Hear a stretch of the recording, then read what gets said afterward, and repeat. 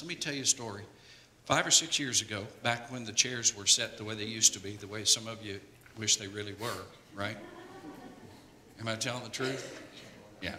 Anyway, the chairs were set the way some of you would like for them to be set.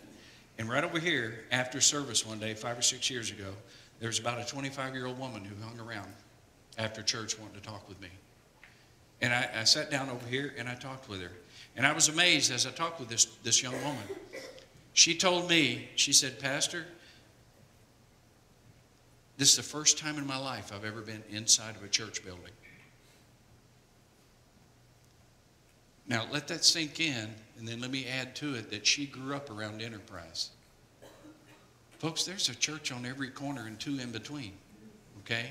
How can somebody be 25 years old and grow up around here and never be inside of a church building?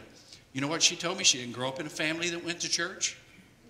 And she said, this is my first time in 25 years inside of a church because until today, no one ever invited me to come. What was she saying?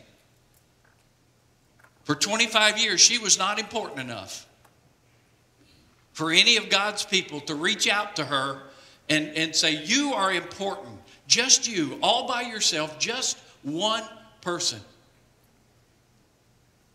And I want to tell you about my Savior. I want you to come to my church and hear about him.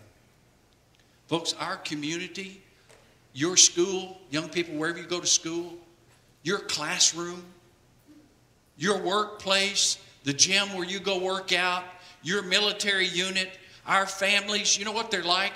They're like lost boxes full of people